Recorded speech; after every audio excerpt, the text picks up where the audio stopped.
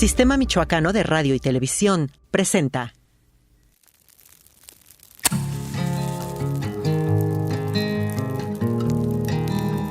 No hay dos fuegos iguales.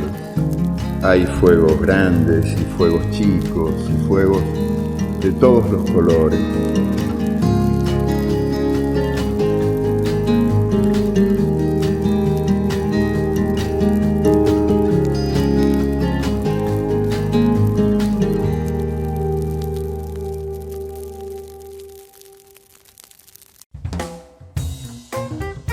Juan Alzate es de los saxofonistas más importantes de México. De niño, su mamá le regaló su primer saxofón. Formador de talentos, ha tocado en importantes escenarios de Michoacán, México, Argentina, Venezuela y Estados Unidos. Su virtuosismo ha tenido escenarios conmovedores, el velorio de su madre y el del escritor Gaspar Aguilera. Amante de las pastas y la literatura, Premio Heréndira de las Artes 2021. Hoy, Juan Alzate nos improvisa el blues de la fogata.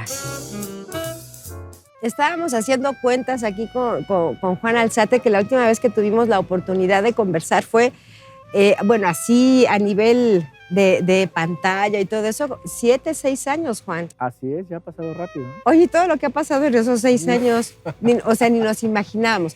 Tú, eres merecidísimo Premio Heréndira de las Artes. Se nos atravesó la pandemia, los cambios de residencia, los estados civiles, Juan, también cambian.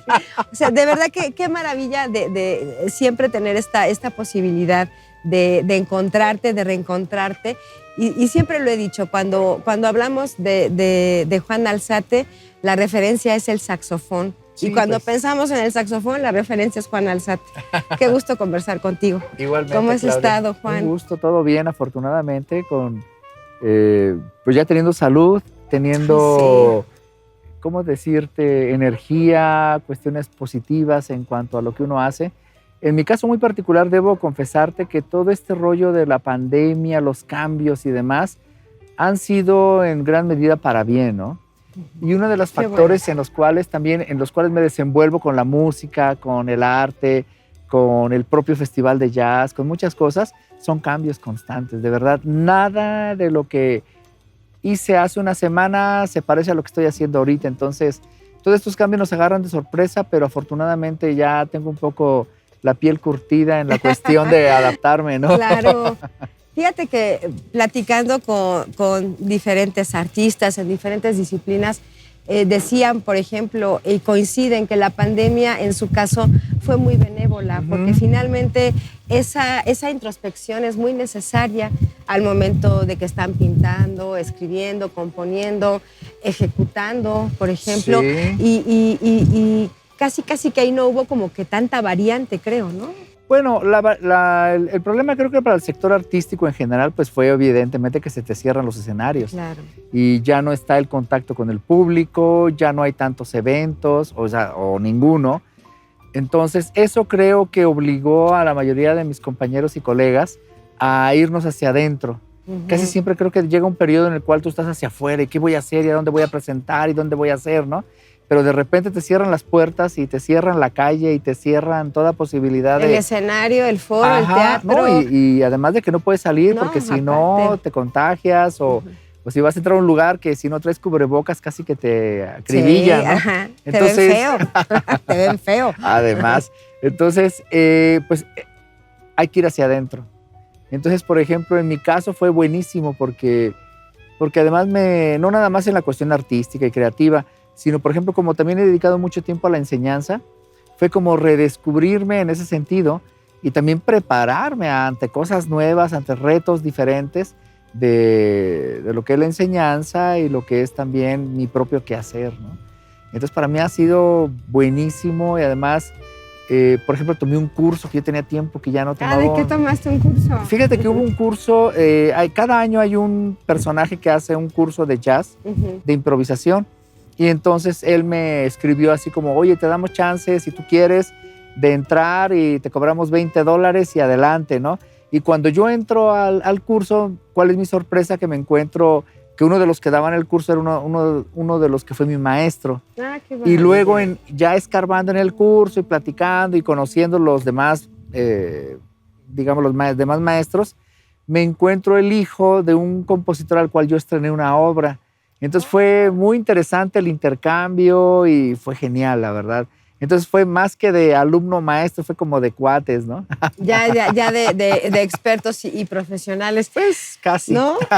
Ahora que mencionas, por ejemplo, de ir hacia adentro, siento que una de las situaciones quizá más complicadas de este confinamiento, bueno, primero fue, creo yo, lo intempestivo, ¿no? Que no, de verdad no nos imaginábamos entre la realidad y la ficción.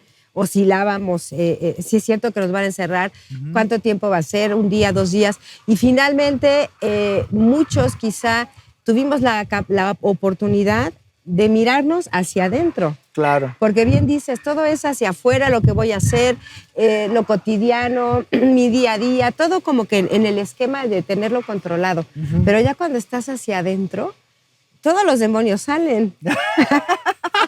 Y dices, no, mejor me quiero regresar a mi trabajo. O se manifiestan los que no sabías que ahí estaban. Oye, y los que juras que no tenías, ahí aparecieron, ¿no? Y potenciados, además. Se potenciaron completamente. Entonces, pero siento que cuando se trata del arte, de la creación, como que se vuelve más afable esa convivencia. Bueno, sí, no, también. Bueno, también está lo personal, obviamente. Claro, ¿no? claro. También. Pienso que también la personalidad del artista, yo a veces de broma digo el artista con H, ¿sí? Ajá. Entonces tiene sus características, ¿no? Como te digo, uno como artista es muy salido, es de exponerse y Sí. vean Pues lo de que que estoy lo vean. haciendo y miren. Y cuando ya te tienes que encerrar a que, pues ni modo, hay que encerrarse. Sin embargo, mira, fíjate que en ese sentido, en lo personal creo que fue, te digo, muy, muy productivo porque además pude entrar en contacto con mucha gente con la cual pues empiezas en el rollo de las nuevas tecnologías, cómo hacer tu Eso. video, cómo exponerte ante las redes, cómo mostrar tu trabajo de otra manera. Y en ese momento, hace casi un año, hice un video que por primera vez pude presentar un proyecto musical personal con calidad. O sea, no el clásico video que lo hice con el teléfono y lo Ajá. que suene, ¿no? Sino ya fue con producción, ya vinieron videoastas, hubo alguien que grabó el audio y lo pudimos empatar, músicos de primer nivel y además pude estrenar varias obras. Y eso lo hicimos en Tlalpujahua, que pronto va a salir un claro. disco de eso. Y lo padre de eso es que, bueno, pues son varias cosas. Es el primer disco que se hace fuera de Morelia en cuanto al jazz. Creo que salió bastante decente. Y parte de este proyecto lo presentamos hace un mes en el Festival de Jazz de Panamá. Y este proyecto lo hicimos originalmente para el Festival de Jazz de Querétaro, donde ahora tengo pues vínculos mucho más cercanos, ¿no? También, ¿verdad? Ajá, entonces pues sí ha sido muy, muy interesante todo eso, también abrirte camino, bueno, en el caso nuestro, abrir caminos diferentes en otros lugares, ¿no? Y también lidiar con ello y también darte cuenta, pues ya desde fuera, ver cómo nos ven a los michoacanos. Ay, claro. Esa. Otra, pues ver que realmente aquí nos gusta mucho ponerle más crema de lo que es. Hacer la emoción. Así es, cuando hay cosas mucho más sencillas. Y también pues darme cuenta que fuera de Michoacán, claro, yo no, obviamente nunca renunciaría a Michoacán ni a Morelia, ni lo que he hecho, ni muchísimo menos, ¿no? Ni lo que representa para mí el estar aquí y el ser michoacano. Pero también pues hay otros lugares donde te ofrecen vías de desarrollo mucho menos complicadas, ¿no? Entonces, por ejemplo, yo ya no tengo ningún vínculo, por decírtelo, académico aquí en Morelia. Yo no ¿Ah, doy ya no? clase en ninguna escuela, ¿no? ¿El conservatorio nomás? No, pues ya me corrieron. A ver, ¿qué te parece? A ver si te propongo algo. Vamos a la pausa Adelante. y regresamos así con eso, en directito para que Juan Alzate pues, nos platique qué sucede, ¿no? Aquí en Michoacán, porque sí, es digno de observarse en Claro. ese sentido, ¿no? Entonces, bueno, volvemos enseguida aquí a La Fogata.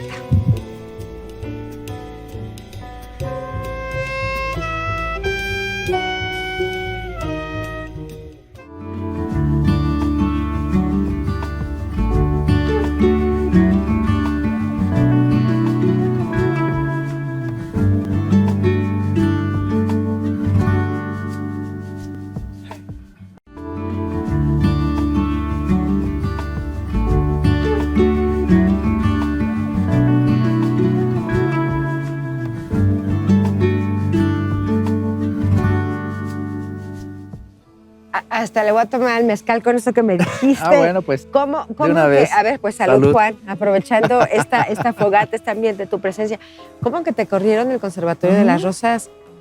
¿Le entregaste una vida al Conservatorio de las Rosas? Pues yo me acuerdo. 25 años. Ajá. ¿Qué pasó ahí, Juan? Mira, yo entré a principios de los años 90 por mera casualidad de la vida y porque el director de ese momento fue mi maestro en un tiempo, ¿no? Gerardo Cárdenas. Ah, claro. Y en aquel momento no había maestro de saxofón y pues me invitó. Cuando yo le dije, me voy a quedar en Morelia, que fue al primer día que yo estaba en Morelia después de haber regresado de Venezuela. Y entonces pues ya me quedé. Eso fue lo que obligó a que... claro, porque tú estudiaste en Venezuela. Estuviste en una estancia, ¿no? Viví mi vida... yo de hecho me fui a Venezuela. Yo ya no quería regresar a Morelia. O sea, yo me fui de Morelia y yo no quería regresar. Pero bien dicen que más pronto cae un hablador que un cojo. Así es. Entonces las circunstancias políticas, los golpes de Estado y una desestabilización en todo sentido que aquí nunca le hemos tenido, a pesar de las crisis y demás. México ha sido un país muy benevolente y muy tranquilo y aún a pesar de la violencia que vivimos ahora y muchas cosas, te lo juro, no nos acercamos ni al 0,0001% de cómo pueden de estar lo allá. que pueden estar las cosas o como yo las vivía allá, ¿no? No, y bueno, y fíjate, todas las de los años 90. Así es. Recorramos a ya en este siglo y la situación también pues tan efervescente que aún está, ¿no? Que prevalece. Y aún así. Bueno, y entonces tú estabas recién llegado de Venezuela. Ajá, y una amiga me dice, oye, estamos trabajando en el conservatorio, tal y tal y tal. Sería bueno que hablaras con el director. Yo obviamente conocí a Gerardo y pues yo voy a saludarlo y nada más le digo, oye, me voy a quedar acá para el día que quieras que toquemos, hagamos algo, pues sería buenísimo. Y me dice, ¿de verdad te vas a quedar? Y digo, sí. Y dice, ¿por qué no das clases aquí de saxofón? Y dije, pues buenísimo. Porque antes no existía esa carrera, ¿no? Entonces ya me tocó hacer como la carrera de saxofón ahí. Bueno, entonces pasan los 25 años y ya hace 4 años se agudizó una crisis que ya venía de tiempo atrás en el conservatorio y empezaron, pues, evidentemente los dueños del conservatorio a no pagar las cosas que deberían pagar, por ejemplo, salarios, las prestaciones, empezaron a acumular unas deudas terribles con el SAT, con el IMSS. Claro, nosotros nos lo descontaban puntualmente, pero ellos no lo... O sea, no se pagaban esas cuotas, digamos, así ¿no? es. En sí el patronato.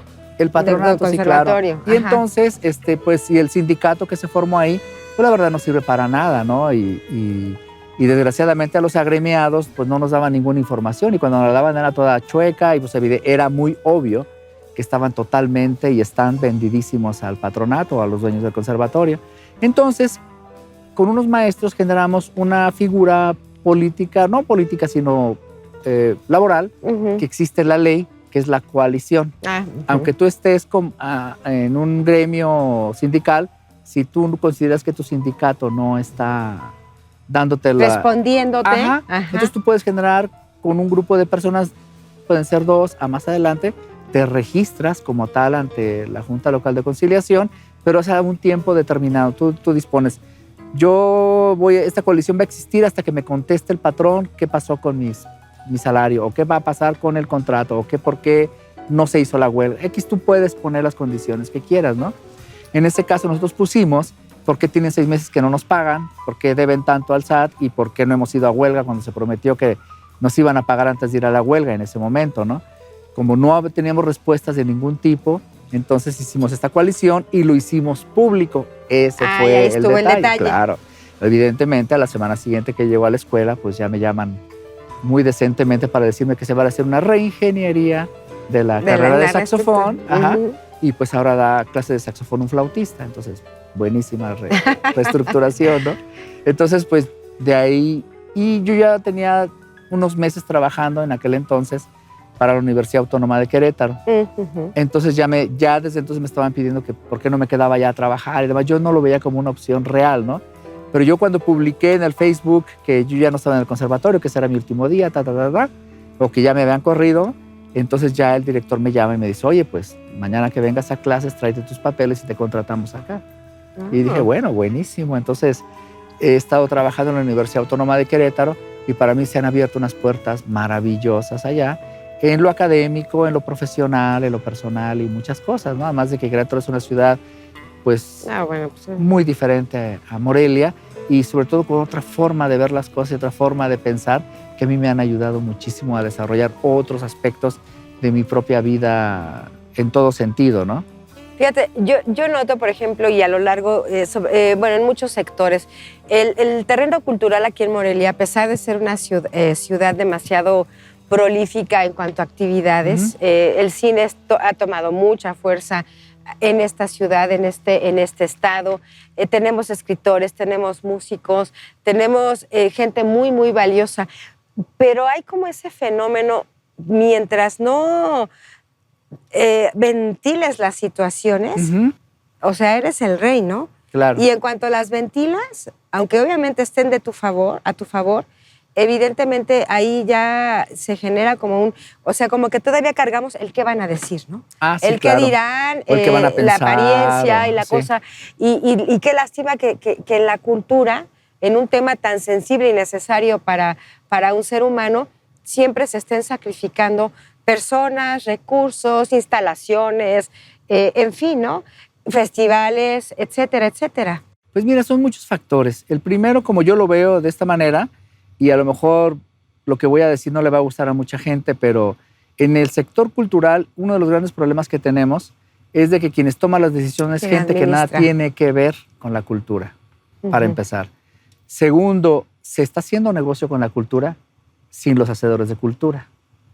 Y tercero, se toma Morelia, sí, la ciudad cultural y bla, bla, bla, pero la verdad, como en una reunión que tuvimos hace muchos años con directores de festivales, con gente del asunto, había alguien que lo dijo y estoy totalmente de acuerdo con él, donde decía, es que si ustedes están en estos puestos y están tomando estas decisiones gracias al trabajo de los artistas, mínimo respétenos, ¿no?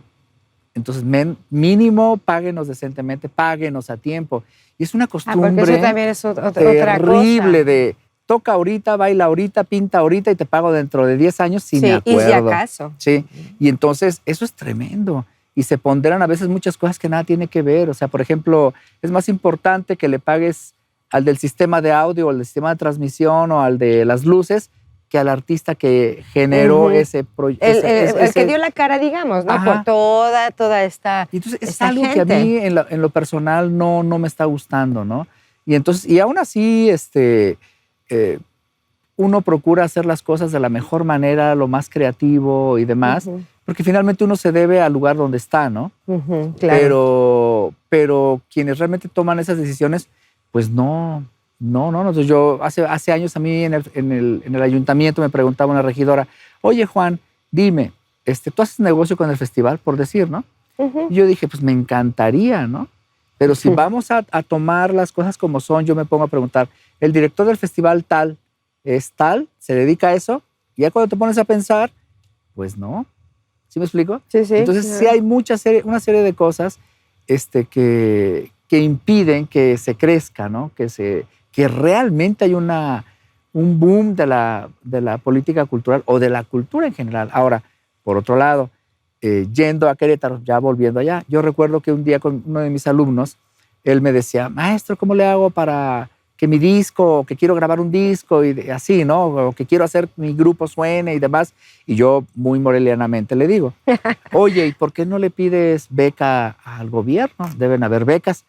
Y él se queda así mirándome como, ¿qué? ¿Hay becas? ¿Se le pide al gobierno becas? O sea, como que no está en su esquema, a pesar de que en esta facultad donde yo estoy trabajando ahora hay una materia de gestión cultural y uno de los mejores gestores culturales de nuestro país. De hecho, el papá de los gestores culturales es quien creó esa carrera, ¿no?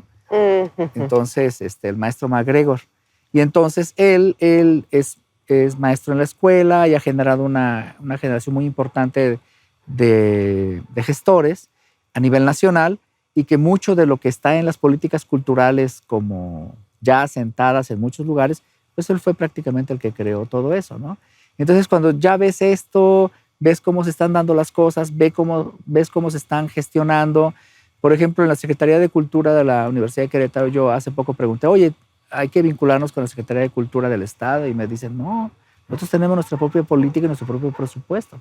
Entonces vamos a generar... O sea, como su independencia, Sí. finalmente. Entonces, claro, yo con mi mentalidad moreliana de que... De que es que allá es así, hay que pedirle permiso a este. Sí. Y si le caes bien, te lo da. Y si no, no. Así es. O si hablaron bien de ti o no, etcétera, ¿no? Y, por ejemplo, yo cuando veía el Festival de Jazz de Verano de Querétaro, que fue que toqué hace 3 años antes de la pandemia, simplemente el escenario donde yo estaba tocando, es el costo de ese escenario, que nada más era una presentación, es el costo, porque el cuate que estaba encargado de la producción es muy buen amigo mío. Cuando yo le pregunto, ¿cómo están estas cosas? Y así como escudriñando en el asunto, me sorprendí que nada más lo que se hizo en ese momento con los 2 grupos que nos presentamos, el presupuesto para eso era el costo que a nosotros no usamos ni siquiera en el festival, era como 3 veces aquí, ¿no? ¿En serio? Ajá. Entonces, detalles por el estilo que entonces uno empieza, malamente si tú quieres, empiezas entonces a comparar, a darte cuenta, a ver qué onda, ¿no? Entonces son detalles pues que yo espero que algún día cambien y que realmente haya un crecimiento en la cultura en Morelia, porque yo sí lo puedo decir de manera muy clara, ya nos ganaron. O sea, ya Morelia no es el punto de cultura. Hubo un tiempo que sí lo fuimos. Después de la Ciudad de México, aquí había un boom cultural impresionante. Ahora no. O sea, por ejemplo, cuando Morelia se hizo Morelia Creativa de la Música, uno de los proyectos. La Ciudad Creativa de la Música. Uno de los proyectos era generar una cátedra de composición para películas. Ajá, era uno de los ejes para ese nombramiento. Cuando ya se empieza a negociar, pues como se ve que no había dinero, pues los encargados de las películas se retiraron. ¿Sí me explico? Entonces, poco después yo me acuerdo que yo publiqué en un grupo de gente que le interesa que Morelia esté mejor. Entonces, yo publiqué que en Querétaro, en la facultad donde estoy ahora, se creó la cátedra de composición para medios audiovisuales y películas. Entonces, yo dije, esto iba a ser para Morelia, ahora ya se está creando allá, ¿no? Y eso que Querétaro no tiene un festival de jazz, de cine, y sin embargo ya está creciendo mucho esto. Ahora se está creando allá la facultad de cinematografía. ¿Sí me explico? Allá como facultad. Ajá, entonces ya hay otra serie de detalles que te digo, a Morelia nos están dejando atrás. ¿Tú crees que aquí, por ejemplo, con esto que nos comentas, con lo que uno pues ha palpado a lo largo de los años, que falta como esa visión? ¿O realmente ha sido estratégico de quienes de repente asumen la gestión cultural, las políticas públicas, o simplemente es porque no importa o no les importa? Yo lo que creo es que desgraciadamente no hemos sido muy unidos como gremio en cuanto a lo artístico, ¿no? Entonces cada quien jala pues por su lado, y eso del divide y vencerás se ha hecho funciona, real, ¿no? Y sobre todo pues yo no sé, yo siento que hay como una especie de miedo en que realmente se explote esto de una manera concreta, ¿no? Por ejemplo, ahora en las campañas políticas, etcétera, etcétera, etcétera, yo varias veces de las veces que me tocó participar, yo siempre ponderaba, bueno, hay una ley cultural que se aplique, no se aplica, ya hay un reglamento, ok, el observatorio cultural no existe. Entonces yo decía, con la intención de que quien llegue a la Secretaría de Cultura o las políticas culturales del Estado, pues tengan estén regidas ya como deben ser. O sea, que sí haya un eje realmente. Exactamente, que se siga, y que no sean ocurrencias. Ajá. O que no sea que porque te dejaron una deuda de miles de millones tienes que resolverla y eso te ata a las manos, ¿no? Entonces, no, hay una ley, hay un reglamento, hay un observatorio y que debe estar de cerca con el gobierno y que debe de alguna u otra manera y con todos los actores culturales, tanto privados como públicos, pues generar esto, porque nos queda muy claro que Michoacán, en otros ejes de desarrollo, pues estamos ya muy atrás, pero lo que sí podemos desarrollar de manera maravillosa es lo cultural y lo turístico. Eso puede ser un eje fundamental de desarrollo, pero no entiendo por qué no. O sea, no, Michoacán no es nada más los aguacates o Michoacán no es las broncas de Tierra Caliente. Hay muchas más cosas y en cada región. El conflicto de los maestros. O por ejemplo, que es ¿no? Constante, ¿no? Así también.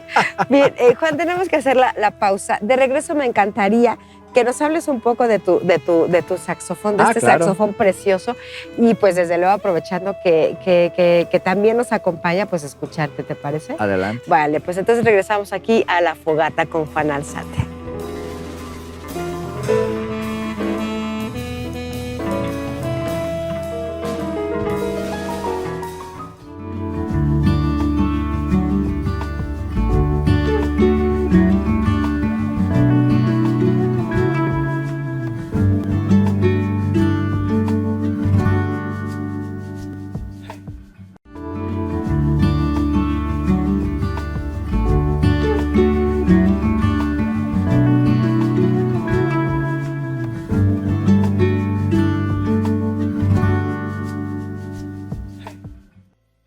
Bien, retomamos la fogata y antes de irnos a la pausa, Juan, platícanos del saxofón.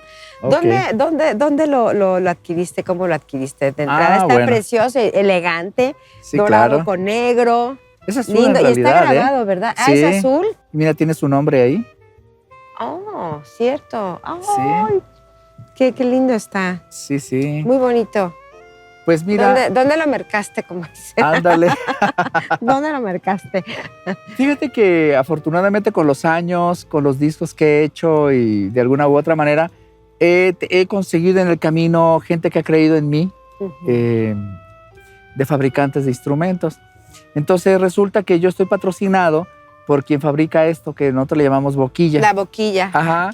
Y entonces esta boquilla es lo que es el equivalente en humano a la... Aquí como esta a la parte, garganta. la garganta. Ah. Ah, es así como... Y esto es como lo que vibra nuestras cuerdas vocales. Nosotros le llamamos caña. Y resulta que este personaje que hace estas boquillas es un ser maravilloso. Con Mónica, mi esposa, comentamos que es un ser iluminado. De verdad, es una persona como muy espiritual, ¿no? Entonces coincidimos y afortunadamente nos hemos hecho muy buenos amigos y hemos coincidido en diferentes lugares. Y yo creé en Querétaro el primer encuentro de saxofonistas de jazz a nivel internacional. Pues tenía que ser así, Juan. Claro. Y entonces invité a Tío Wane, que es el que hace estas boquillas, lo invité a que fuera a Querétaro, expusiera sus boquillas y le enseñara además a los jóvenes cómo se hace una boquilla, y él generosamente se ofreció a arreglarle sus boquillas y hacer, porque es un tipo muy, muy especial. Bueno, independientemente de eso, yo sabía que él vendía saxofones y tenía saxofones que él diseña, como este. Y entonces resulta que justamente con el premio Heréndira, yo le comentaba a Mónica, yo nomás quiero, entre las cosas que yo quiero verdaderamente es tener un saxofón nuevo, mío y demás, ¿no? Y el premio Heréndira da para eso, ¿eh? Sí, sí da. Entonces, maravilloso, qué bueno. Y entonces, pues, hablé con varios constructores, entre ellos otra persona que me patrocina, pero no encontré lo que yo quería. Entonces, ya hablando con Tío, él me propone esto, además me hizo un súper descuento, y te debo decir que es un súper saxofón. Pero además, el saxofón, hablando en cuestiones históricas, es un instrumento que se inventó en 1840 alrededor por Adolfo Sax, ¿sí? Que era un constructor de instrumentos de Bélgica, de una ciudad que se llama Dinant, que ahí trabajan mucho la cuestión de, como Santa Clara del Cobre, cuestiones de orfebrería en cobre y demás. Entonces él se fue con su familia a París y crearon una serie de instrumentos, entre ellos el saxofón. Por eso se llama saxofón, por Adolfo Sax. Por él, Entonces, pero es un instrumento relativamente nuevo. Que tiene como 180 años, ¿no? Más o menos. Y obviamente es producto de la era industrial, de la revolución industrial. Entonces, por eso tiene muchos botones y muchas cosas así raras. Y sí se ve así, muy, muy apantallado. Ajá. Está divino. ¿Esto que tiene aquí es carey? Sí. Wow. Así es. Mira. De abulón por lo general es.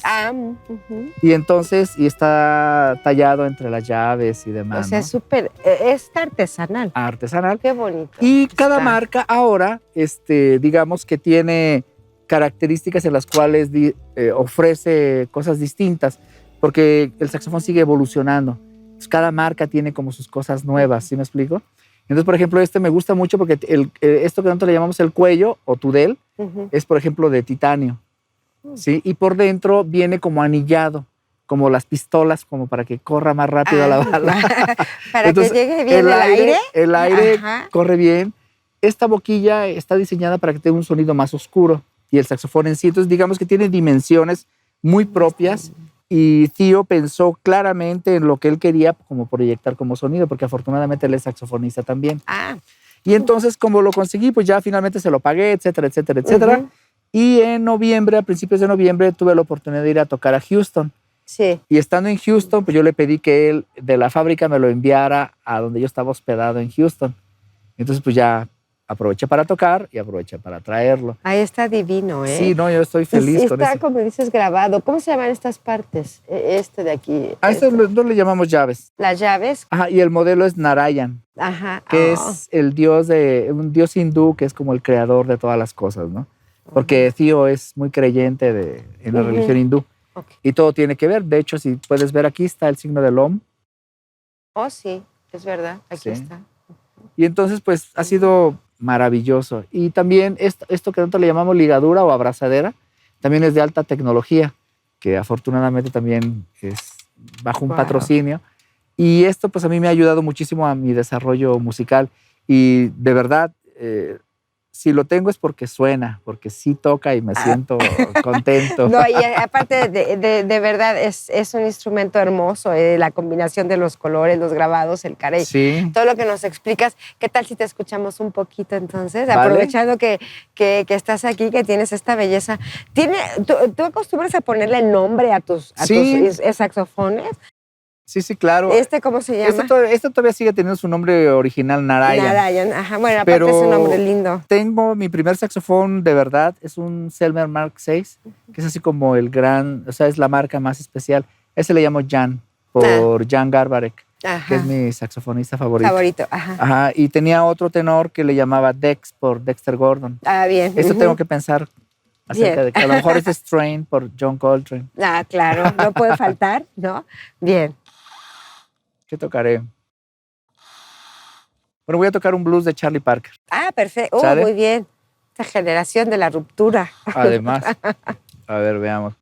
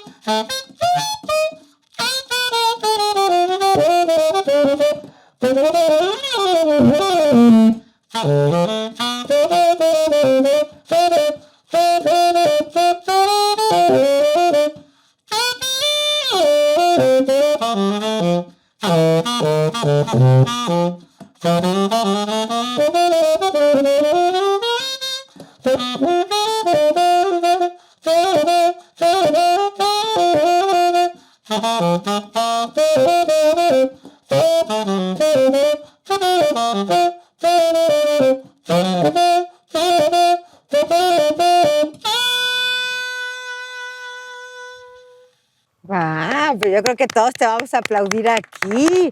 Gracias. ¡Qué bonito! Juan, ahora que te veía y que te escuchaba, no sé, me fui a tu Juan Alzate niño. Ah, ok. Cuando estabas pequeño, ¿te pasaba por acá el saxofón? Fíjate que no el saxofón, era el hacer? clarinete. Ah, el clarinete, que son como primos hermanos, Primos ¿no? hermanos, pero muy lejanos, Muy aunque sean muy parecidos. Ajá. Sí, yo a los 8 años escuché por primera vez jazz de manera consciente. De hecho, les recomiendo mucho, así que escuchen Moonglow de Benny Goodman. Ajá, entonces, eso cuando yo lo escuché me capturó de tal forma que dije, eso quiero tocar. O sea, a los 8 años ya lo pensaste. Sí, a los 8 años yo decidí ser jazzista. ¡Wow! Y yo a esa edad ya me imaginaba en escenarios tocando y demás, pero el clarinete, no el saxofón. Entonces pasa de los 8 años a los 14 a la aborrecencia. Ay, sí, sé de eso. Todos sabemos de eso. Así es, todos lo hemos padecido o padecemos algo. Y claro. resulta que mi mamá muy, yo no sé de dónde le salió esa Como onda. muy sabia, creo que vas a Así es, decir, ¿no? Sí. Ajá. Me dice, oye, ¿por qué en vez del clarinete mejor no el saxofón? Wow. Y yo me quedo, saxofón, pero yo veía un tubo raro, Así. chueco, con un montón de llaves, ¿no? Se me hacía más elegante el clarinete.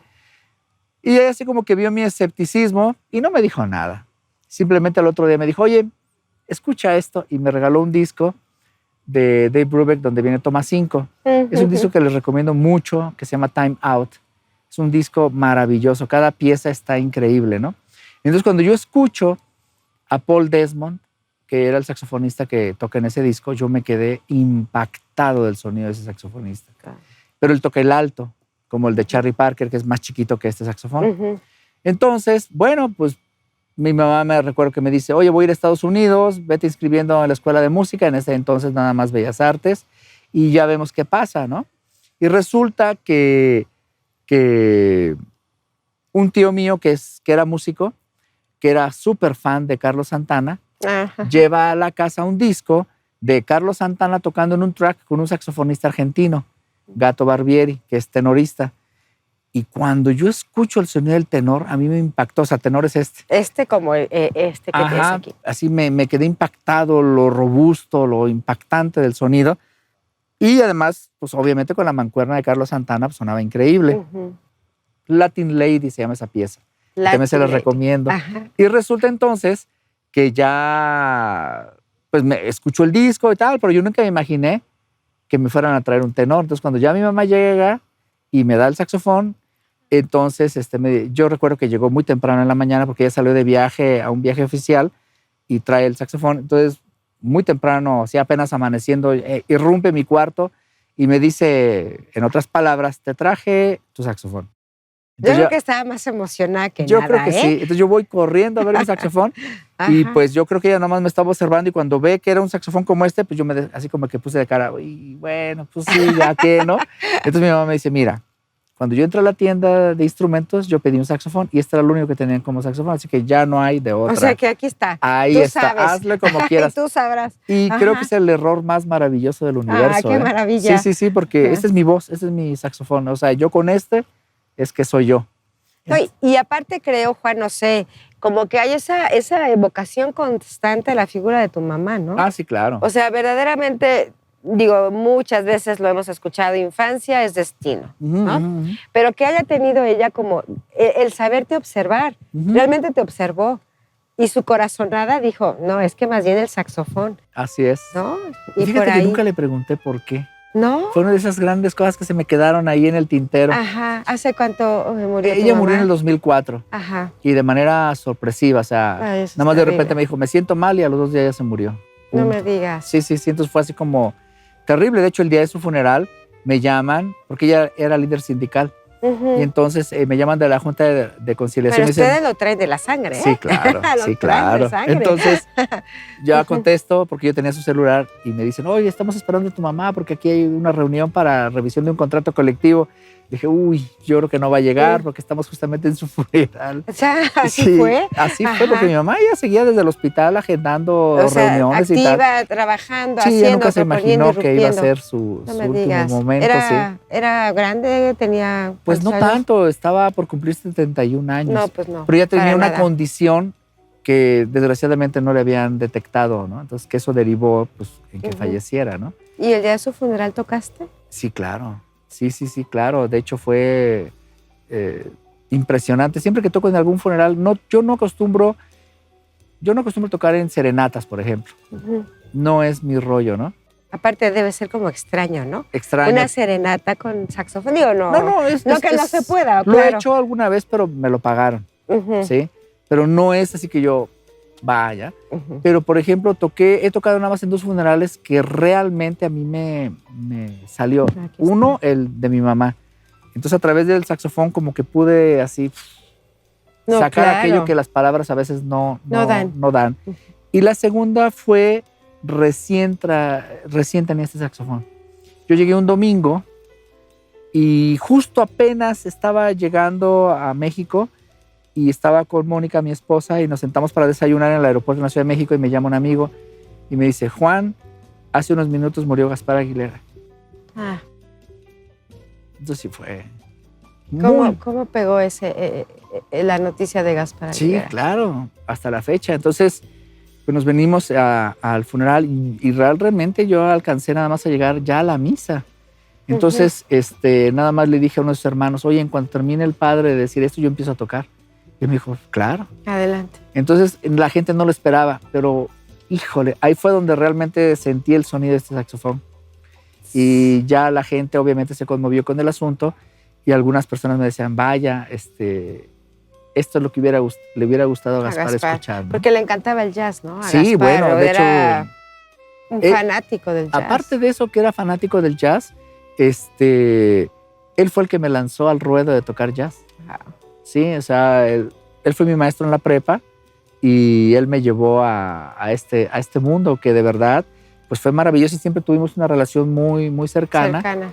Y de hecho ahora en el Festival de Jazz pretendemos hacer una mesa redonda acerca de Gaspar a manera de homenaje, donde podamos hablar de la poesía de Gaspar y el jazz.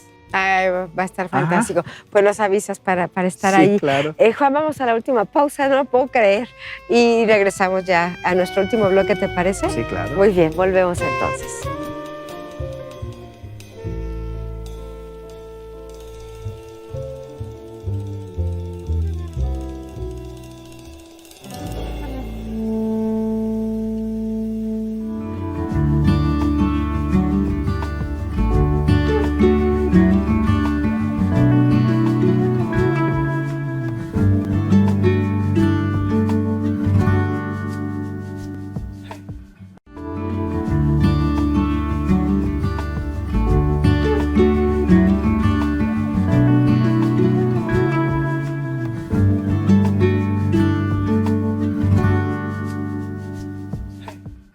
Oye, Juan, yo como buena mujer tengo una curiosidad impresionante y me encanta oírte decir, después de tantos años de conocerte, mi esposa Mónica. Yo le decía a Mónica, creo que tú lograste lo impensable con Juan Alzate, casarte. Qué maravilloso. La verdad que me alegro por los dos, me da muchísimo gusto de estas decisiones que creo que están en la edad correcta, en el momento correcto. ¿Cómo te sientes en esta etapa que me imagino también le ha dado un impulso importante a todo lo que estás haciendo, ¿no? No, claro. Mira, como todo en la vida, así como me llegó el saxofón en este justo momento, así. Ajá. Entonces son cosas, bien dicen que matrimonio y mortaja. Del cielo baja, y literalmente. Yo pienso que yo estaba en un periodo de mi vida un poco desubicado, por no decir que desorientado, y estaba como gastando energía donde no, y sin un rumbo, a pesar de que yo siempre he llevado mi cuestión de vida profesional muy cercano a lo personal, pero llega un punto en que evidentemente son cosas totalmente distintas, ¿no? Entonces Mónica, y ya me lo habían advertido antes, a mí me habían dicho, tú vas a estar con una persona con la que menos te imaginabas. O sea, con la que incluso ni siquiera tienes contacto. Va a llegar. Y sí, yo a Mónica la conocía de años, pero no teníamos realmente contacto. Hasta que cuando fue el contacto, La chispa. Y entonces, obviamente, Mónica es una mujer con una personalidad muy bien definida, claro, muy fuerte y muy clara en sus cosas. Sí, eso a mí me ha ayudado mucho a encarrilarme y a estar donde tengo que estar, ¿no? Y también yo siempre decía, antes de todo esto decía, el día que yo me comprometa con alguien es comprometerme al 100. ¿no? Al 100, claro. Entonces, y en eso hemos estado y afortunadamente muchas de las cosas de vida, ya cuando uno empieza a convivir y a conocer y demás, te das cuenta que hay muchas cosas que realmente te conectan. Claro. Por ejemplo, una de las cosas que nos han unido mucho, uno es la cuestión obviamente ideológica, la cuestión espiritual también, la cuestión de cómo vemos el mundo. Entonces eso une mucho a las personas y también evidentemente pues me ha dado como un orden desde la casa, desde las cosas. Aunque no te guste cocinar, porque ya me dijo que no te gusta cocinar, no me gusta cocinar, que te gusta la pasta, pero que tú no cocinas. Así es, me gusta disfrutarla. Disfrutar la comida, que te gusta comer bien, pero que tú no cocinas. Así es. Y entonces, no, pues evidentemente ya, y además ambos en nuestras vidas separadas y paralelas, por decirlo de alguna manera, por ejemplo, ambos no tenemos hijos. Entonces también esa es otra cuestión, ¿no? En la cual nos une. y evidentemente nuestra energía en ese sentido la volcamos de otra manera. Claro. Y entonces hemos hecho, pues, obviamente, una muy buena complicidad y muy buena unión y una buena juntura de armonía y de energías. Entonces, pues, aquí estamos. Qué maravilla. Pues Sí. la verdad que me da mucho gusto. Ya ves que las redes sociales son chismosas. No, Cuando yo claro. vi dije, wow, qué maravilloso. O sea, de verdad que se notaba sobre todo esa honestidad y esa esencia, ¿no? De la unión, así como eres tú en tu trabajo, así como lo es Mónica. Y finalmente es una manera también de trascender, ¿no? El amor Claro. te hace trascender en todos sus ámbitos, en todas sus expresiones, en lo personal, en lo artístico, desde luego también en lo personal. Y si habláramos de este amor, Juan, ¿cómo quisieras que recordáramos siempre a Juan Alzate? Yo te diría que la verdad no lo he pensado como tal, Uh-huh. pero lo que sí te puedo decir es de que yo tuve un punto de quiebre, por decirlo así, cuando recién llegué aquí a Morelia. Uh-huh. Cuando en esta historia que te conté de cuando yo entré al conservatorio, Sí. y es algo que a mí me ha tenido como en ese eje, yo llegué al punto de decir, yo nada más me voy a dedicar a lo que yo quiera, como quiera, donde quiera y con quien quiera. O sea, yo rompí como con muchas cosas Ay, qué y bueno. sufrí obviamente las No, pero consecuencias eso de la también decisión. tiene sus consecuencias, Sí, claro. claro. Pero he sido fiel a lo que yo he creído y nunca he dado un paso si no es lo que yo verdaderamente quiero. Entonces, yo a veces ilustro la situación que a veces me preguntan, oye, y cuando tocas tú en algún evento o en algún rollo, ¿tú cedes a lo que te piden las personas? Y le digo, la verdad, solo cuando me gusta. Si yo quiero, sí. Si yo quiero, sí me sí. parece. Entonces, les comentaba hace Así poco debe ser. a unas personas donde me decían, oye, yo toqué en un desayuno hace tiempo en Zitácuaro para unas Ujú. señoras muy fifís del lugar. Y entonces de Ujú. repente yo estoy tocando y todo muy a gusto y de repente se acerca una y me dice, maestro, ¿usted cree que pueda tocar para nosotros despacito? El saxofón. Ajá, entonces yo le dije, uy, perdóname, pero ni rapidito. Ay, disculpen, eso no se va a poder. Pero entonces Ajá. no es por pedantería O o eso, ¿no? desdeñar el Ajá. género, digamos. No, de ninguna manera. Pero yo sí creo, como dijo Charlie Parker o Duke Ellington, Ajá. que no, Charlie Parker decía, si no lo vives, no lo tocas. Sí. Una. Y Duke Ellington decía, nada más hay dos tipos de música, la buena y la mala. Entonces, ese tipo de detalles. Entonces, yo he tratado de conducirme así desde hace mucho tiempo, ¿no? Y eso es lo que he llevado como en mi vida, hacer lo que realmente quiero hacer. Porque de esa manera puedo ser más honesto en lo que Claro. puedo expresar y puedo manifestar, ¿no? Muy bien. Estamos por despedir el programa. Juan, nos quedan 2 minutos. Ok. ¿Podríamos ahora sí que generar ese arte de la improvisación? ¿Este programa tiene un nombre o algo? La fogata. Ah, La Fogata. La Vamos. fogata. ¿Qué te mira. parece si inventamos el blues de La Fogata? Ah, va. ¿Sale? Vale. Órale. Ok. Y ya con eso nos despedimos. Y ya con Así eso que nos despedimos. mil gracias, No, Claudia. gracias a ti. Y un placer, como siempre, Igual para platicar mí. contigo. Siempre será un gusto. Gracias. Juan Gracias. Alzate, aquí en La Fogata.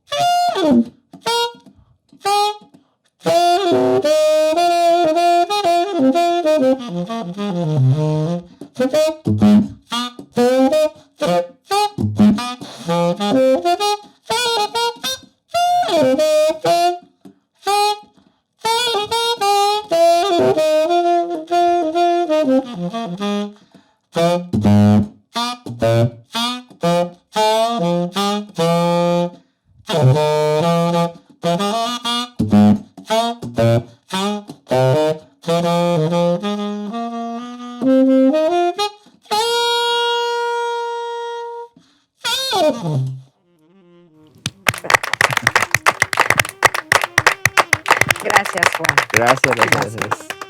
Y después de este blues de la fogata que nos entregó Juan Alzate, nos despedimos agradeciendo su presencia a este equipo maravilloso y principalmente la presencia de Juan Alzate. Juan Alzate, gracias y hasta la próxima. Hasta pronto. Hasta pronto. Buenas noches.